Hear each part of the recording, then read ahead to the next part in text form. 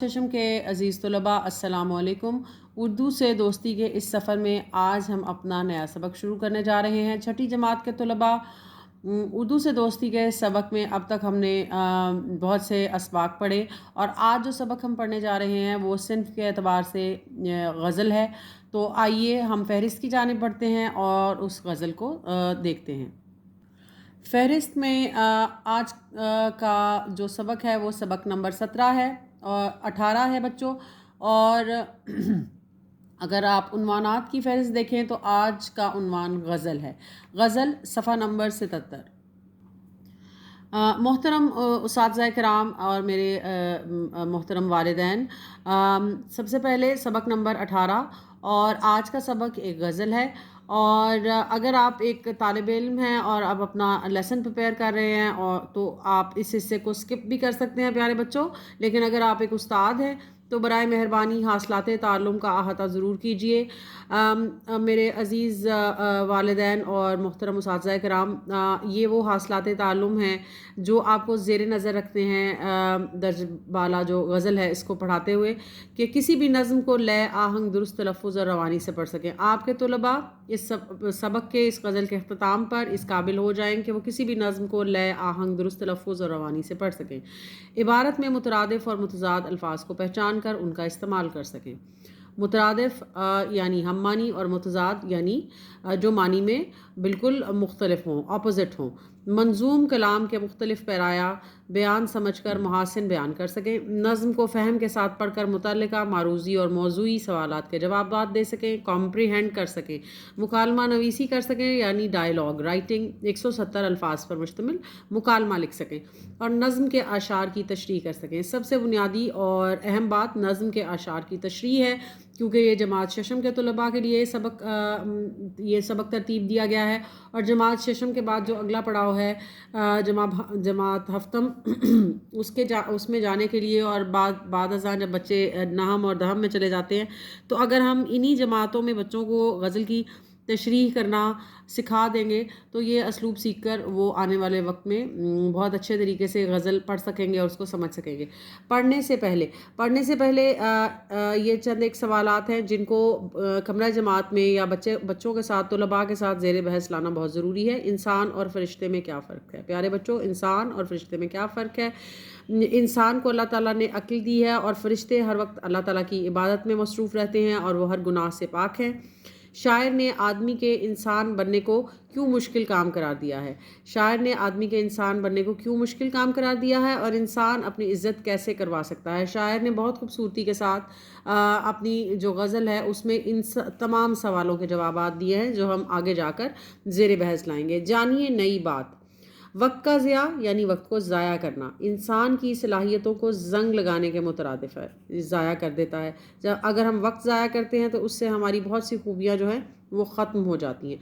ये मिनट, घंटे और दिन जो हम गफलत में गुजार देते हैं, अगर इनको शुमार किया जाए तो मालूम होता है कि हमने अपना कितना बड़ा नुकसान कर दिया है। ये चंद माह साल अपनी ज़िंदगी से निकाल दिए जाएं तो हमें यकीनन सदमा होगा। हमारे साथ चलने वाले आगे बढ़ चुके होंगे और हम कछुए की सी सुस्त रफ्तारी से ज़िंदगी की गाड़ी को बोझ समझते हुए घसीट रहे होंगे। अक्लमंदी का तकाजा है कि वक्त की कदर की जाए और इसका बेहतरीन मसरफ़ निकाला जाए। बेहतरीन पैगाम किसी भी जो है वो शायर जो जैसे अभी हम ये पढ़ रहे हैं शायर गज़ल, तो बच्चों इस गज़ल को के जो शायर हैं वो हैं अल्ताफ़ हुसैन हाली। और अल्ताफ़ हुसैन हाली ने अपने आखिरी शायरी के दौर में इस्लाही शायरी शुरू कर दी थी। तो इंसानी इस्लाह के लिए ये एक बहुत ही खूबसूरत पैगाम है कि इंसान की ज़िंदगी जो है वो डिसिप्लिन पे इबारत है। अगर आप नज़्म व ज़ब्त के साथ अपने वक्त को ज़ाया किए बगैर ज़िंदगी में आगे बढ़ते हैं तो प्यारे बच्चों आप हमेशा अपनी ज़िंदगी में कामयाब होते हैं। बराए उस्ताद किराम, उस्ताद गज़ल में इस्तेमाल करदा अल्फाज के दुरुस्त तलफ़ुज़ की वजाहत करें। तकल्लुफ़, मिल्लत, मुबादा, फ़रागत। तलबा को बताएं कि अहवाल हाल की जमा है। लफ्ज़ अलापें अलापना से निकला है और इसका मतलब सुर लगाना और धुरपत क्लासिकी मौसीकी का एक अंदाज़ है। प्यारे बच्चों, अगर आप यूट्यूब शॉर्ट्स में भी हमारे लेसन्स को फॉलो कर रहे हैं तो हमने अल्फाज और मानी की जो फ़हरिस्त मुरतब की है उसमें हमने धुरपत का जो मानी है उसको तफसील से लिखा भी है। غزل کے قافیہ کی شناخت کروائیے۔ نفرت، عادت، عزت، دولت، محنت، اس طرح الفاظ کے متضاد پر کام کروائیے۔ فقیری، امیری، الفت، نفرت، اساتذہ، تختہ تحریر پر غزل کے اشعار لکھ کر ان کو تحت اللفظ پڑھوائیں۔ طلباء سے اشعار کے مفہوم اخذ کرائیں۔ اس طرح تمام غزل پر کام کیجیے۔ غزل کی سمجھ کے بعد گروہ میں غزل کی پڑھائی کا کام دیجیے اور خود بھی ہر گروہ میں جا کر کام کا جائزہ لیجیے اور رہنمائی کیجیے۔ جماعت میں داخل ہوتے ہی ایک طالب علم کو پاس بلائیے، اس کا حال احوال اور موجود موسم کے بارے میں گفتگو کیجیے۔ محترم اساتذہ کرام اور میرے عزیز طلباء اور میرے محترم والدین، خاص طور پر والدین اور اساتذہ کرام، اگر آپ ہمارے اردو کے سفر میں شروع سے ہمارے ساتھ جڑے ہوئے ہیں تو آپ کو یقیناً یاد ہوگا کہ میں نے اس سے پہلے بھی حوالہ دیا تھا کہ جب آپ کمرہ جماعت میں جاتے ہیں اور ایک مخصوص سبق آپ کے ذہن میں ہوتا ہے کہ آپ کو آج ایک سبق پڑھانا ہے، فرض کر لیجئے وہ سبق کوئی سا بھی ہے، تو اس کو اپروچ کرنے کے لیے how to step in the lecture, یہ سب سے اہم بات ہے کہ آپ اپنا سبق کس طرح شروع کریں گے۔ وہ سبق اس طریقے سے شروع کیا جائے گا کہ آپ کے کچھ کہے بغیر طلباء کا ذہن اسی موضوع کی طرف چلا جائے۔ جماعت میں داخل ہوتے ہی ایک طالب علم کو پاس بلائیے، اس کا حال احوال اور موجودہ موسم کے بارے میں گفتگو کیجیے۔ جماعت کو متوجہ کیجیے اور بتائیے کہ دو لوگوں کی آپس میں گفتگو کو مکالمہ کہتے ہیں۔ بہترین انداز بچوں کو بتانے کا کہ مکالمہ کیا ہے۔ آپ اگر 1000 بار بھی دہرائیں گے تو شاید بچے اس کو سمجھ نہ سکیں، لیکن اگر آپ ایک دفعہ یہ چھوٹی سی سرگرمی بچوں کے سامنے کریں گے تو وہ ہمیشہ ان کو یاد رہے گی۔ اپنی اور طالب علم کی گفتگو کو تختہ تحریر پر لکھیے اور مکالمہ نویسی کا انداز متعارف کیجیے۔ ہر مکالمہ ایک نئی سطر سے شروع ہوتا ہے۔ جملے کے اختتام پر ضرورت کے مطابق علامات اوقاف یعنی سوالیہ نشان، وقفے کا نشان، سکتے کا نشان اور استفہامیہ استعمال کیجیے۔ گروہ میں ایک ایک صورتحال کی پرچی تقسیم کیجیے اور انہیں مکالمہ تحریر کرنے کا کام دیجیے۔ مکالمہ تحریر کرنے کے بعد گروہوں کو اپنا کام دوسرے گروہوں سے تبدیل کرنے اور ان کا تنقیدی جائزہ لینے کی ہدایت دیجیے۔ یہ تو چند نوٹس تھے جو برائے اساتذہ کرام ہیں، اور اگر آپ گھر بیٹھے اپنے بچے کے ساتھ جو سبق پڑھنے جا رہے ہیں تو برائے مہربانی حاصلات تعلم اور برائے اساتذہ کرام کے پیراگرافز کو بالکل مس مت کیجیے۔ اگر آپ چاہتے ہیں کہ اردو سے دوستی کا سفر جو ہے آپ کے بچے کے لیے کامیابی کا سفر بنے تو آپ برائے مہربانی اس صفحے کو بالکل سکپ مت کیجیے۔ تو آئیے بچوں، اب بڑھتے ہیں ہم اپنی غزل کی پڑھائی کی طرف۔ اور اگر ہم غزل کی پڑھائی کی بات کریں تو اس بات کو بالکل مت بھولیے پیارے بچوں کہ ہمیں اس نظم کو لے، آہنگ، درست تلفظ اور روانی سے پڑھنا ہے، کیونکہ صنف کے اعتبار سے ایک نظم ہے۔ پیارے بچوں، اس سے پہلے کہ ہم غزل کی پڑھائی شروع کریں، سب سے پہلے تلفظ سیکھیے۔ ملت، مبادہ، تکلف، فراغت، علامت۔ تو سب سے پہلے ہم غزل کی پڑھائی کریں گے بچوں۔ بڑھاؤ نہ آپس میں ملت زیادہ، مبادہ کہ ہو جائے نفرت زیادہ۔ اچھا، اس سے پہلے کہ ہم آگے بڑھیں، آپ اس رنگین تصویر کو بغور دیکھیے۔ یہ خوبصورت تصویر کے ساتھ اس غزل کو لکھا گیا ہے اور غزل کو لکھا ہے الطاف حسین حالی نے۔ بڑھاؤ نہ آپس میں ملت زیادہ، مبادہ کہ ہو جائے نفرت زیادہ۔ تکلف علامت ہے بیگانگی کی، نہ ڈالو تکلف کی عادت زیادہ۔ کرو دوستو پہلے آپ اپنی عزت، جو چاہو کریں لوگ عزت زیادہ۔ فراغت سے دنیا میں دم بھر نہ بیٹھو، اگر چاہتے ہو فراغت زیادہ۔ جہاں رام ہوتا ہے میٹھی زباں سے، نہیں لگتی کچھ اس میں دولت زیادہ۔ مصیبت کا ایک ایک سے احوال کہنا، ایک ایک سے احوال کہنا، مصیبت سے ہے یہ مصیبت زیادہ۔ جو چاہو فقیری میں عزت سے رہنا، نہ رکھو امیروں سے ملت زیادہ۔ فرشتے سے بہتر ہے انسان بننا، مگر اس میں پڑتی ہے محنت زیادہ۔ غزل میں وہ رنگت نہیں تیری حالی، الاپے نہ بس آپ دھرپت زیادہ۔ اور اس غزل کو لکھا ہے الطاف حسین حالی نے۔ میرے عزیز طلباء، سبق نمبر 18 اور غزل الطاف حسین حالی اس کے شاعر ہیں۔ اس سے پہلے کہ ہم غزل کی اشعار کی تشریح کی طرف بڑھیں، میں آپ کو یہ بتانا چاہوں گی بچوں اور خاص طور پر اساتذہ کرام، یہ نصیحت آموز اصلاحی شاعری جو ہے وہ بلا شبہ اس قابل ہے کہ اس کو ڈسپلے کیا جائے۔ برائے مہربانی اس کو خوبصورت لکھائی میں اس کا ایک چارٹ بنائیے، رنگین چارٹ بنا کر اپنے کمرہ جماعت میں اس کو ضرور آویزاں کیجیے۔ اور وقفے وقفے سے بچوں کو پڑھائیے. اگر پوری غزل نہیں تو آپ اس کے اشعار علیحدہ علیحدہ بھی اپنے کمرہ جماعت میں ڈسپلے کر سکتے ہیں. تو سب سے پہلے ہم غزل کی تشریح کریں گے، لیکن اس سے پہلے الفاظ کے معنی کو پڑھنا اور سمجھنا بہت ضروری ہے. تو سب سے پہلے ہم اپنی فہرست کی جانب بڑھتے ہیں. آپ اپنی بیاض یا اپنی نوٹ بک پر، اپنی کاپی پر جب بھی اپنا ہوم ورک کرنا شروع کریں تو سب سے پہلے حاشیہ بندی کریں. اپنے جو کاپی ہے، اپنی نوٹ بک ہے، اس پر حاشیہ لگائیں اور اس طرح سے فہرست مرتب کریں الفاظ اور معنی کی. تو سب سے پہلے ہم الفاظ پڑھیں گے اور اس کے ساتھ معنی. میں ان الفاظ اور معنی کو پڑھوں گی اور طلباء آپ اپنے الفاظ اور معنی کو اپنی کاپی پر نوٹ کریں گے. احوال، حال کی جمع. بیگانگی، اجنبیت. تکلف، تکلیف اٹھا کر کام کرنا. جب ہم کوئی ایسا کام کریں جس کے لیے ہمیں تکلیف اٹھانی پڑے، تردد کرنا پڑے، تو اس کو تکلف کہتے ہیں. علامت، نشانی. فراغت، فرصت. مبادہ، خدا نخواستہ. رام کرنا محاورتاً استعمال کیا گیا ہے. جب کوئی رام کرنا یا رام ہونا محاورتاً استعمال کیا گیا ہے بچوں، جب کوئی ضدی یا سرکش انسان نرم پڑ جائے یا کئی دنوں کی ناراضگی کے. آپ اس کو میں جملے میں استعمال کر کے آپ کو اس کے معنی سمجھا دیتی ہوں بچوں، کہ کئی دنوں کی ناراضگی کے بعد وہ رام ہو گیا. رام ہو گیا مطلب وہ مان گیا. اگلی فہرست کی جانب بڑھیں.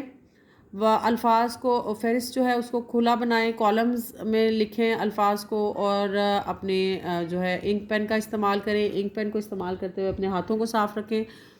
الاپیں، سر لگائیں، گائیں یا گانا. دھرپت. دھرپت اب بچوں یہ لفظ ہم نے پڑھا نظم کے آخری شعر میں، غزل کے آخری شعر میں، اور اس کا معنی ہے یہ گائیکی کا وہ انداز ہے پیارے بچوں جس میں راگ کے اصولوں اور تال کی سختی سے پابندی کی جاتی ہے. یعنی یہ کلاسیکی شاعری کا ایک انداز ہے.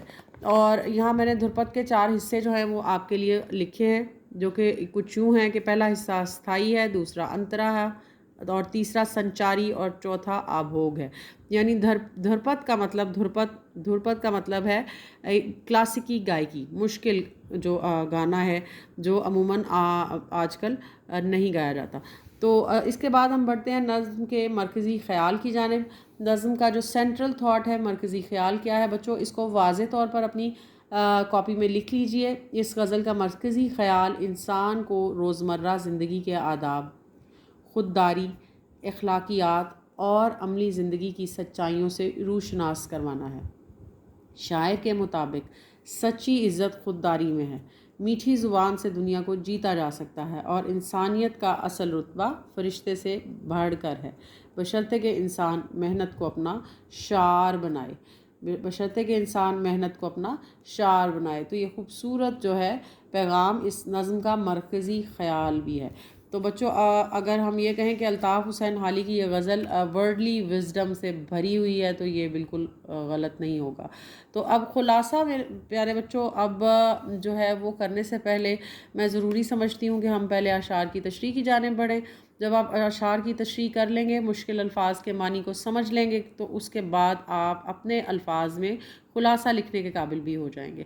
تو خلاصہ کا مطلب ہے کہ سادہ الفاظ میں آپ کا بیانیہ ایک پیراگراف، ایک عبارت کی شکل میں لکھیں گے کہ اس غزل میں شاعر ہم سے کیا کہہ رہے ہیں. تو سب سے پہلے ہم بڑھتے ہیں بچوں اپنے شعر نمبر 1 کی طرف. تو شعر نمبر 1 ہے: بڑھاؤ نہ آپس میں ملت زیادہ، مبادہ کہ ہو جائے نفرت زیادہ. تو سب سے پہلے بچوں جب آپ نحم یا دہم میں جائیں گے یا آپ سینئر کلاسز میں جائیں گے تو آپ کے اساتذہ آپ کو بتائیں گے کہ کیسے کیا اسلوب ہیں اشعار کی شاعری کے. اور مشکل الفاظ سب سے پہلے جو ہے وہ اس کی فہرست آپ کو لکھنا ہوگی. اور مشکل الفاظ میں اس شعر میں جو مشکل لفظ تھا وہ ملت. یوں تو یہ نظم بہت سادہ سمپل زبان میں لکھی گئی ہے، لیکن بچوں کچھ الفاظ ایسے ہیں جن کی جو وضاحت طلب ہیں.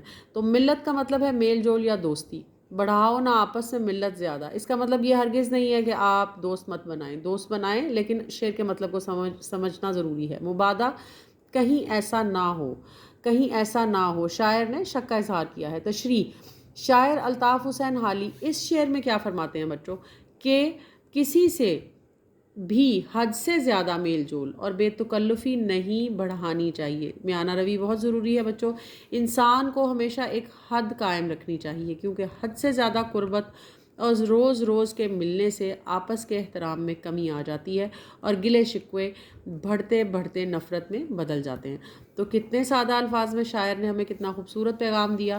اب بچوں آپ بہت دھیان کے ساتھ یہ نوٹس لیں گے آپ کی آسانی کے لیے اور اساتذہ کرام آپ کی کنوینئنس کے لیے، کیونکہ اردو سے دوستی کے کوئی بھی نوٹس ابھی اویلیبل نہیں ہیں۔ تو یہ جو کوشش ہے یہ اسی لیے کی جا رہی ہے تاکہ ہم آپ کے لیے معاون اور مددگار رہیں۔ تو اس لیے سب سے پہلے آپ چینل کو سبسکرائب کیجئے، ہمیں اپنی آراء سے جو ہے وہ مطلع کیجئے، وقفے وقفے سے ہمیں بتائیے کہ اور کون سی اردو کی ایسی کتب ہیں جن کو ہم زیر بحث لا سکتے ہیں اور اپنے اس یوٹیوب جو چینل ہے اس کا ایک خوبصورت سا ایڈیشن یا حصہ بنا سکتے ہیں۔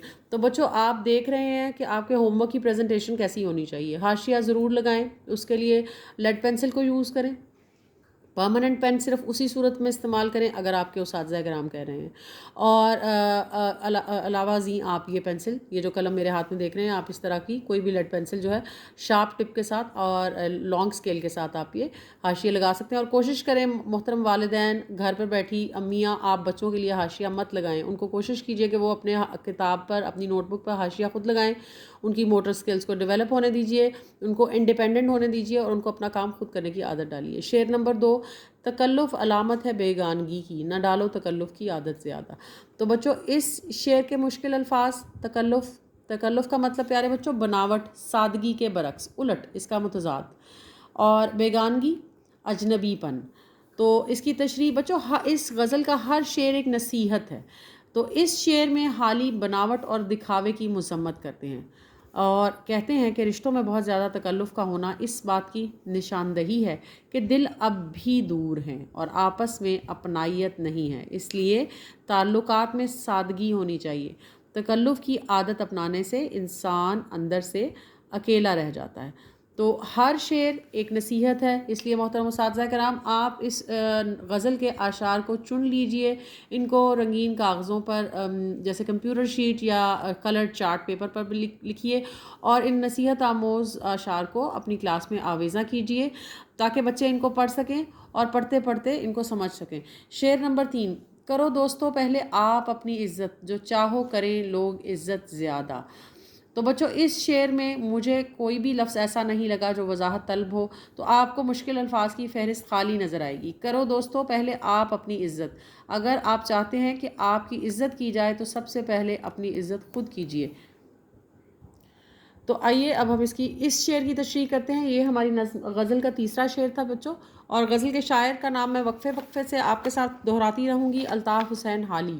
اور الطاف حسین حالی کے شاعری کے ادوار کو اگر دیکھا جائے تو یہ ان کے یہ غزل ان کے شاعری کے آخری دور سے لی گئی ہے، اور اس دور میں حالی جو ہے انہوں نے اصلاحی شاعری جو ہے وہ بہت زیادہ کی تھی۔ یہ ایک آفاقی سچائی ہے، یعنی ایک یونیورسل ٹروتھ ہے بچوں، کہ شاعر کہتے ہیں اگر تم دنیا والوں سے یہ امید رکھتے ہو کہ وہ تمہارا احترام کریں تو سب سے پہلے تمہیں خود اپنی عزت کرنی ہوگی۔ جو انسان خود کو کمتر سمجھتا ہے اور اپنی خودداری کا سودا کرتا ہے، دنیا کبھی اسے عزت کی نگاہ سے نہیں دیکھتی۔ تو شعر نمبر 4 بچوں، اور محترم اساتذہ کرام میری آپ سے درخواست ہے کہ غزل پڑھتے ہوئے سادہ زبان کا استعمال کریں تاکہ بچے غزل کے معنی سمجھ سکیں اور اس سے لطف اندوز بھی ہو سکیں۔ فراغت سے دنیا میں دم بھر نہ بیٹھو، فراغت سے دنیا میں دم بھر نہ بیٹھو، اگر چاہتے ہو فراغت زیادہ۔ تو مشکل الفاظ کی فہرست سب سے پہلے پڑھ لیتے ہیں بچوں۔ فراغت کسے کہتے ہیں؟ فراغت کا مطلب ہے فارغ ہونا، آرام و سکون، فری ٹائم۔ اور دم بھرنا، دم بھر کا مطلب ایک لمحے کے لیے بھی، ایک منٹ کے لیے بھی۔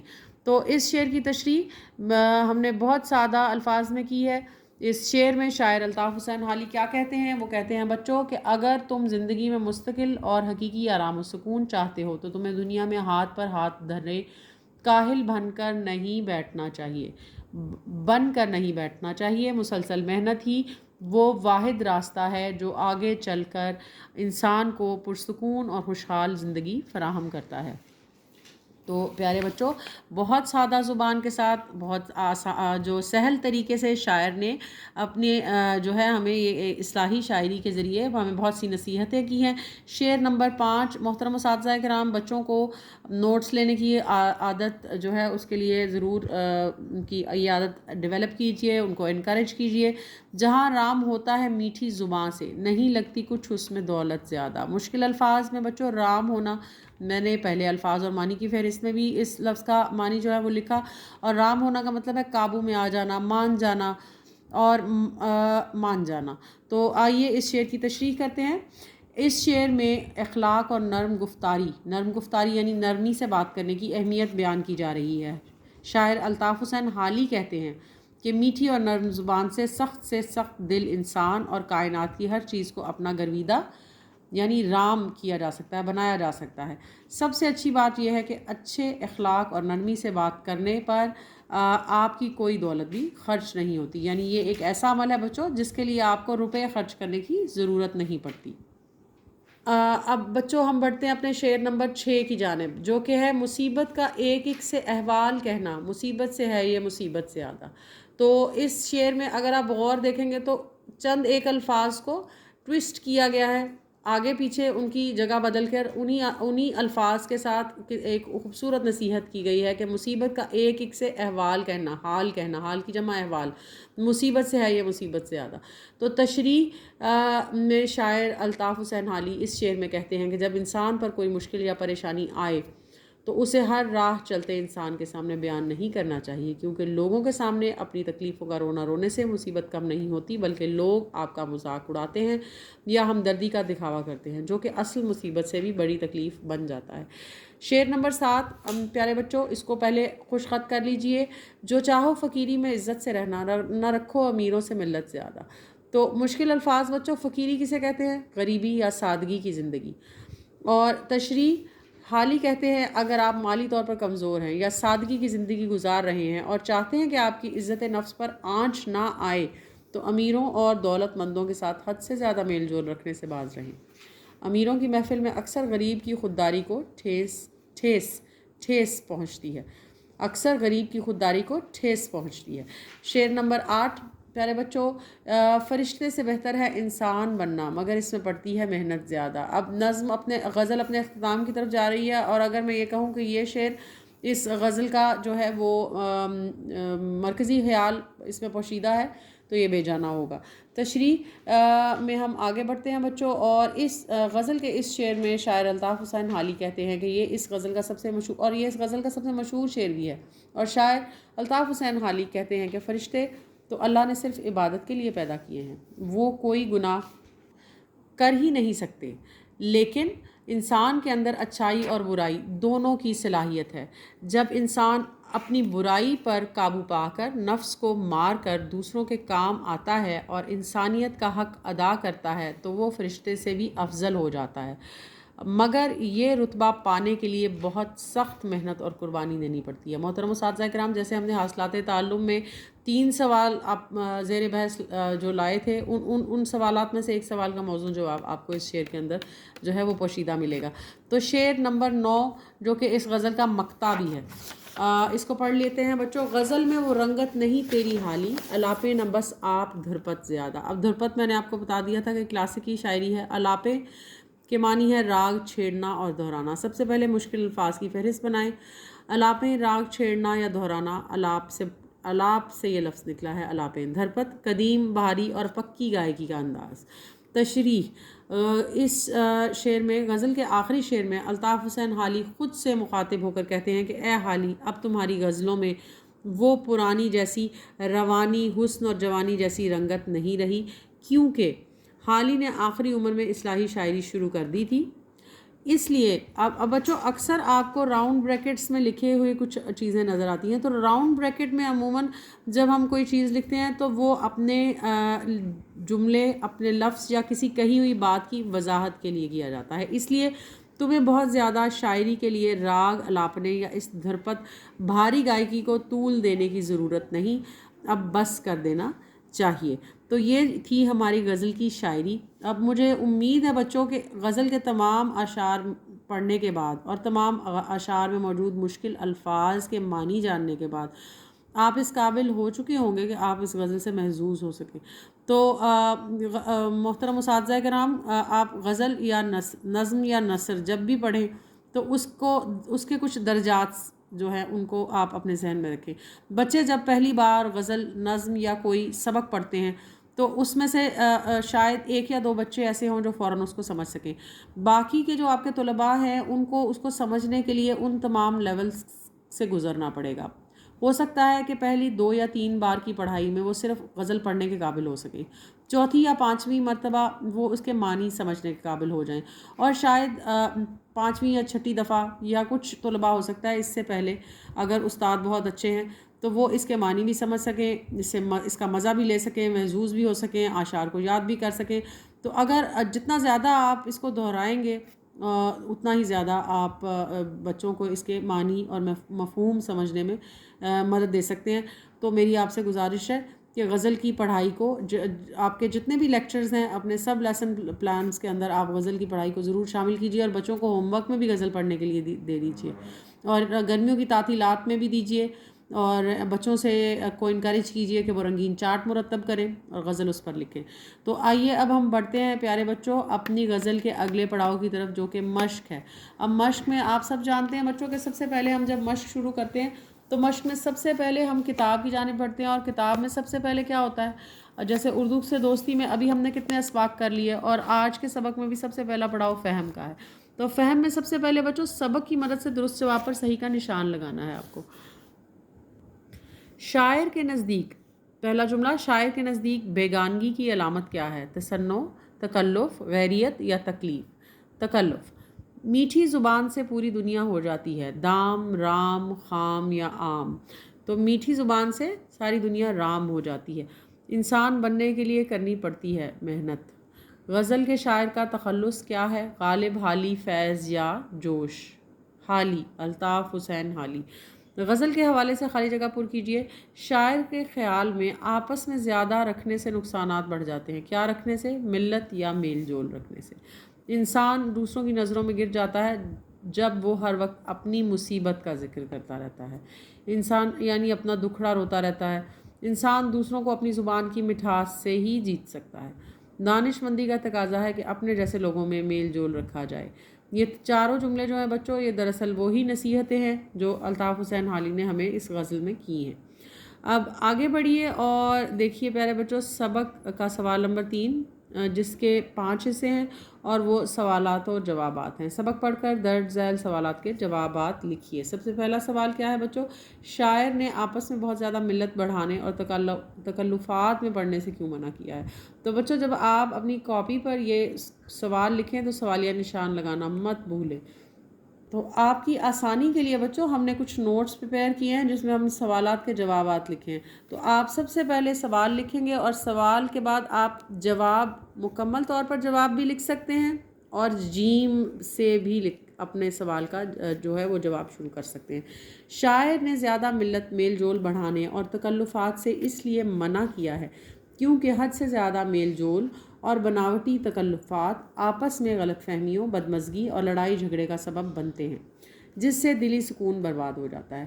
اب اس محترم اساتذہ کرام اور میرے عزیز والدین جو گھر بیٹھ کر یہ لیکچر سن رہے ہیں یا آن لائن کلاس میں اپنے بچے کے ساتھ یہ سبق پڑھ رہے ہیں، تو یہ آپ دیکھ سکتے ہیں کہ اس سبق کی جو اس جواب کی جو کا حجم کتنا کم ہے. صرف محض 4 سطور پر مبنی یہ جواب ہے تاکہ بچے اس کو آسانی سے سمجھ سکیں، لکھ سکیں اور یاد بھی کر سکیں.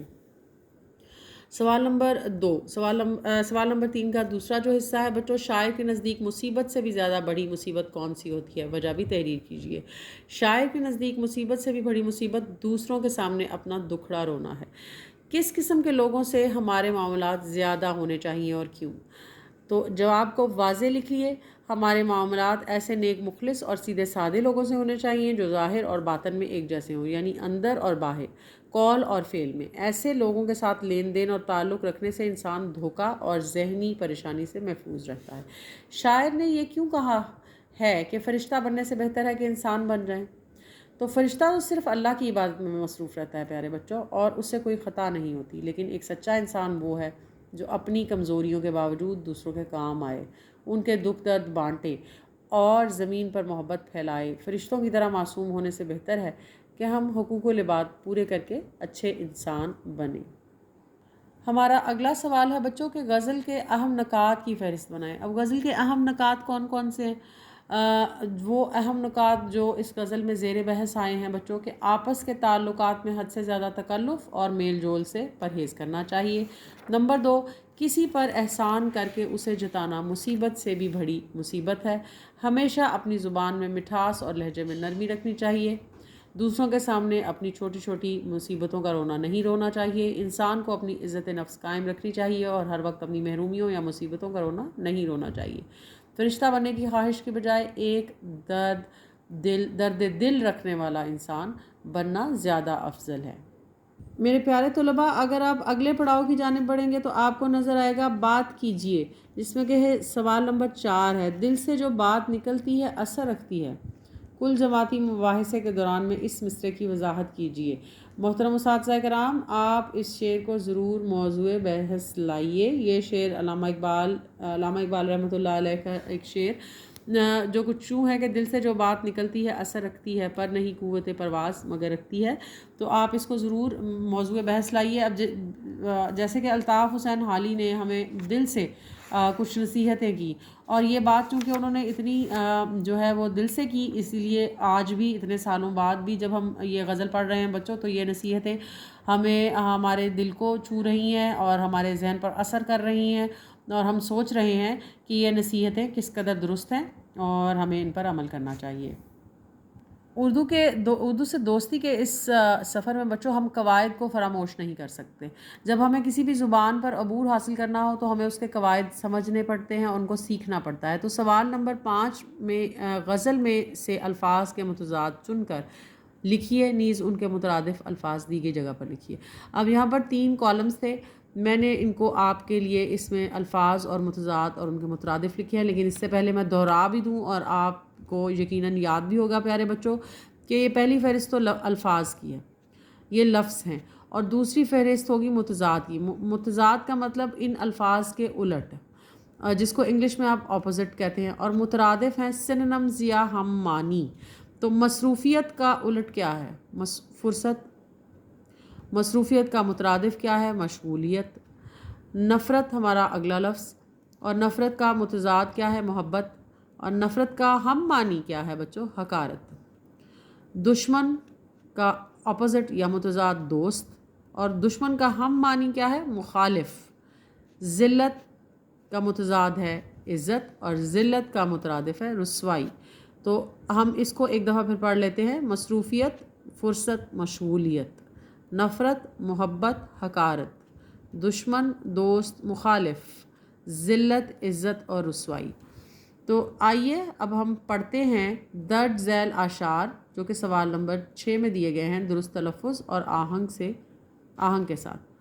دنیا عجب بازار ہے، کچھ جنس یاں کی ساتھ لے، نیکی کا بدلہ نیک ہے، بد سے بدی کی بات لے، میوہ کھلا میوہ ملے، پھل پھول دے پھل پات لے، آرام دے آرام لے، دکھ درد دے آفات لے، کل جگ نہیں کر جگ ہے یہ، یاں دن کو دے اور رات لے، کیا خوب سودا نقد ہے، اس بات دے اس بات لے۔ تو اس آخری شعر کو ہم دوبارہ پڑھ لیتے ہیں: کل جگ نہیں کر جگ ہے یہ، یاں دن کو دے اور رات لے، کیا خوب سودا نقد ہے، اس بات دے اس بات لے۔ اور اس خوبصورت جو اشعار ہیں ان کے تخلیق کار ہیں نذیر اکبر آبادی۔ تو سوال نمبر 7 بچوں کچھ یوں ہے کہ غزل میں سے اپنی پسند کے 2 اشعار کی تشریح حوالہ تحریر کیجیے۔ تو پیارے بچوں، آپ کو نہ صرف حوالہ دینا ہے کہ آپ کو یہ اشعار کیوں پسند آئے، بلکہ آپ کو وہ اشعار لکھنے بھی ہیں، اور اس سوال کو مکمل کرنے کے لیے آپ کی مدد کرے گی وہ تشریح جو ابھی ہم نے اپنی کاپی میں لکھی۔ اور سوال نمبر 8 میں بچوں ردا اور ہرا بزرگوں کے ادب و احترام کے حوالے سے بات چیت کر رہی ہیں۔ ردا اور ہرا 2 دوستیں ہیں جو بزرگوں کے ادب اور احترام کے حوالے سے بات چیت کر رہی ہیں۔ ان کی گفتگو کو مکالمے کی صورت میں تحریر کیجیے۔ آپ کے لیے ایک مددگار مکالمہ، ایک ماڈل مکالمہ جو 2 دوستوں ردا اور ہرا کے مابین ہو رہا ہے، ایک مختصر سا مکالمہ، وہ میں نے اپنے لیسن کے آخر میں اٹیچ کیا ہے۔ برائے مہربانی اس مکالمے کو پڑھیے، اس کو اپنی کتب پر لکھیے، اور محترم اساتذہ کرام، آپ بچوں کے لیے وہ مکالمہ اپنے لیسن پلان میں شامل کر سکتے ہیں، اور اپنے لیسن پلان میں کنوینینٹلی اس کو ایڈ کر کے آپ بچوں کو وہ لکھنے کے لیے دے سکتے ہیں۔ اگر آپ ایک نئے استاد ہیں یا آپ اتنے مصروف ہیں اور آپ کے پاس یہ لیسن پریپیئر کرنے کا ٹائم نہیں ہے تو میرا یہ لیکچر آپ کے لیے بے حد مددگار رہے گا. تو اس لیے سب سے پہلے چینل کو سبسکرائب کیجئے. اگر آپ ایک استاد ہیں تو اس چینل کو ضرور سبسکرائب کیجئے، کیونکہ یہ جو لیکچرز ہیں یہ اس طرح پریپیئر کیے گئے ہیں کہ اگر آپ ایک اردو کے استاد ہیں اور آپ کو اردو سے دوستی پڑھانے کے لیے جماعت ششم کے طلباء کے ساتھ کام کرنا ہے، کمرہ جماعت میں جانا ہے، تو یہ سبق ایک ریڈی ٹو یوز آپ کے لیے ایک ایڈ ہے جس کو آپ استعمال کر سکتے ہیں اور آپ کام میں لا سکتے ہیں، اور آپ کو well to do well prepared آپ کے نوٹس بھی آپ کو اس میں مل سکتے ہیں بطور استاد. اور اگر آپ طالب علم ہیں تو بے شک ہم آپ کے لیے آپ کی مدد کرنا جو ہے وہ ہمارے لیے بہت ہی وہ ایک باعث سے جو ہے وہ مسرت ہے. تو کچھ کیجئے بچوں، ہمیشہ میں آپ سے کہتی ہوں کچھ تو کیجئے، گروہ میں کام کیجئے اور اپنے پسندیدہ شاعر اور ان کے پسندیدہ اشعار کی بیاض بنائیے. بیاض کے لیے A4 سائز کے سادہ ورک لیجئے، انہیں دوہرا کیجئے. پہلے ورک کا بیرونی صفحہ سر ورک ہے. بیاض کا عنوان، جماعت اور گروہ کے شرکاء کے نام لکھیے. سر ورک کو دیدہ زیب بنائیے. پہلے صفحے پر انتخاب کلام اور شعراء کے نام لکھیے، پھر ہر شاعر کا کلام خوش خط لکھیے. صفحے کی سجاوٹ کا خیال رکھیے. تمام ورک سٹیپل کیجئے، ان کو پن اپ کیجئے. پشت پر اپنے اسکول کا نام، پتہ، تاریخ وغیرہ لکھ دیجئے. جماعت کی منتخب کردہ بیاض اسکول کی نمائش میں پیش کیجئے. اور اگر آپ گھر پر بیٹھے والد یا والدہ ہیں اور آپ یہ لیسن سن رہے ہیں تو آپ بچے کی نوٹ بک اس کے سامنے رکھیے، اس کا پینسل پاؤچ اس کے سامنے رکھیے اور لیکچر پلے کیجئے اور اس کے ساتھ بیٹھیے اور یہ سبق سنیے اور اس کو وقتاً فوقتاً پاز کیجئے. سبق کو ون گو میں نہیں سنیے، رک رک کر سنیے. بچے کو اگر کوئی چیز سمجھ میں نہ آئے تو اس کو دہرائیے اور دوبارہ سنیے. اور اردو کا یہ سفر ہمارے ساتھ جاری رکھیے، کیونکہ اب ہم اگلے سبق میں ایک اور جائزے کی طرف بڑھیں گے اور وہ جائزہ اس سبق کا دوسرا پڑاؤ ہوگا، کیونکہ ہم جماعت ششم کے طلباء ہم اپنا اردو سے دوستی کا یہ جو سفر ہے اس کو جلد ختم کرنے جا رہے ہیں. اور مجھے امید ہے کہ ابھی تک آپ نے اپنا بہت سا جو سبق ہے وہ اس کو لکھ لیا ہوگا، اپنے نوٹس بنا لیے ہوں گے اور آپ ہمارا سبق دھیان سے سن رہے ہوں گے. شکریہ.